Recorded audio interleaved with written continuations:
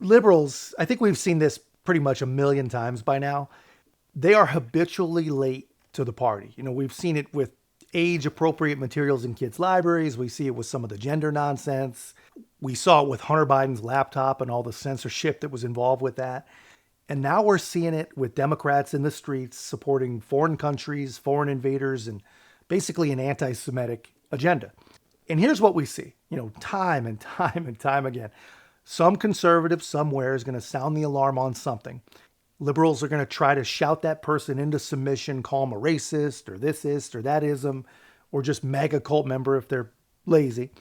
And then just not long down the road, sometimes a long time, sometimes not long down the road, when things are obviously progressively worse on whatever issue, they finally wake up and they start seeing not only is this a problem, but this is a problem that makes us look pretty crazy and might actually end our power if we're not careful.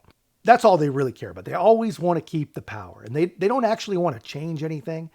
They just want to make sure that they conceal their true feelings and their true motivations long enough so they don't have to go to sleep at night worrying about Donald Trump starting World War. You can't make it up. But anyway, Bill Maher, he's having one of those moments. So I don't know if this documentary is the talk of your town, but it is out here because it didn't just expose a dangerous workplace. It also exposed hypocrisy. Because it must be pointed out that when the evil governor of Florida was saying the exact same thing about kids and creepy stuff at Disney that liberals now find intolerable at Nickelodeon, he was dismissed as a hick and a bigot. But why would a kids' content factory like Disney be all that different than the one at Nickelodeon? A 2014 CNN report discovered that at least 35 Disney employees had been arrested for sex crimes against children, and in 2021, Disney child star Allison Stoner confessed she only narrowly survived the toddler to train wreck pipeline. The next year, child star Cole Sprouse told the New York Times that young actresses at the Disney Channel were heavily sexualized from an early age. Willie Sutton said he robbed banks because that's where the money is. DeSantis wasn't wrong, but we're so tribal now, the left will overlook child if the guy from the wrong party calls it out. What a great line, man. And how freaking true is that, man? How spot on is Bill Maher? I mean, the left will literally overlook child abuse if it happens to be something that the right called attention to first. And I think Bill doesn't even go far enough there. They don't just overlook these things. They conceal it, man. And they make excuses. They explain it away. They literally become complicit in it. So he's absolutely right. The left has become so tribalist that there's nothing they won't protect. There's nothing they won't try to explain away or cover up. They won't protect children. They won't protect sovereignty. They won't protect Jewish students or Democratic allies. They won't do any of these things if it means agreeing with some evil Republican somewhere. And I've said it before, man, but if we cannot agree on the protection of children, I don't believe there's anything substantive, there's anything important that we could possibly ever agree on. After Brian Peck, who was one of the lead creeps at Nickelodeon, served 16 months in prison for the molesting he did there, Disney hired him, naturally to work on a children's series. Oh, for pedophiles in Hollywood, it's a small world after all. Maybe it's time to admit that sometimes Drag Queen Story Hour is more for the queen than the kids. Sure, kids love a clown, but does the clown have to have tits?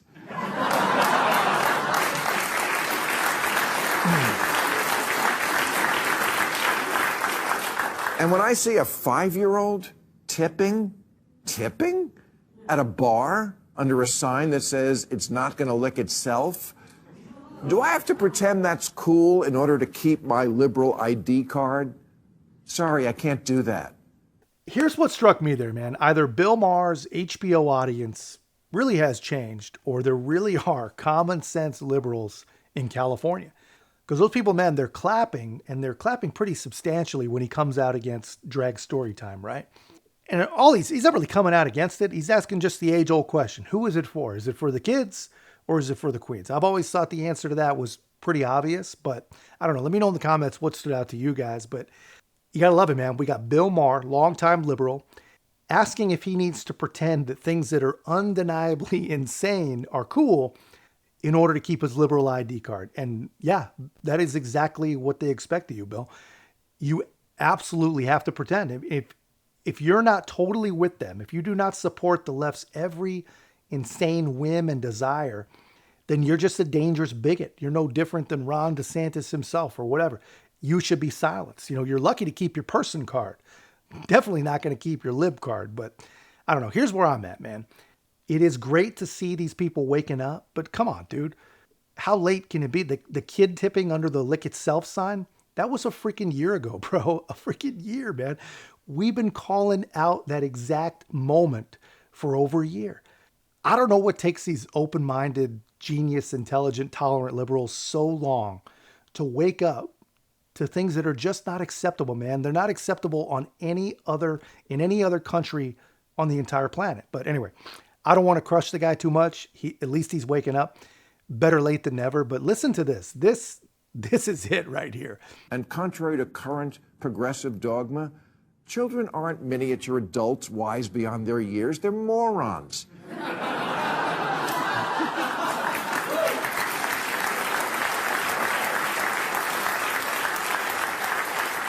They're gullible morons who'll believe anything and just want to please grown-ups. And they don't have any frame of reference.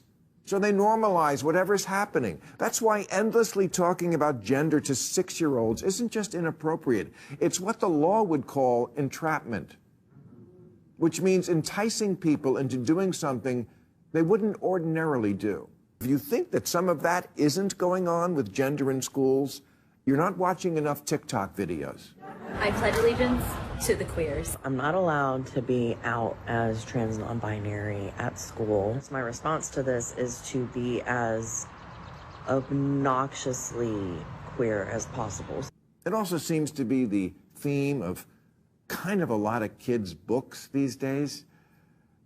I never used the phrase gay agenda because I thought it was mostly nonsense, and it is, mostly.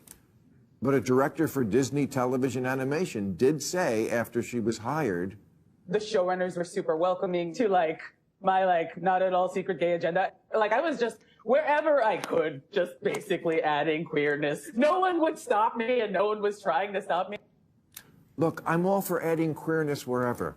I put some in my drink before I came out here tonight. Dude, I mean, he's spot on. He's late, but he's spot on. And I've said this for a long time now. There has got to be some societal pressure in at least a portion of the gender confusion that we see nowadays. I mean, it's growing exponentially among young people. So there's got to be something there. And think about it like this. I mean, we live in a country that opens 2 million new CPS cases a year. That's Child Protective Services. And we live in a country that has allowed treating gender dysphoria to become a $2 billion industry.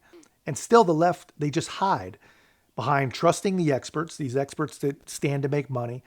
And they hide behind this whole parents know best philosophy, which they don't subscribe to in any other situation. We know that.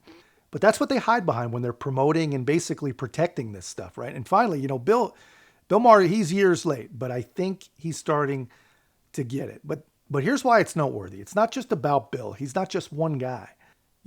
He's got a platform. He's what we're led to believe is a common sense liberal.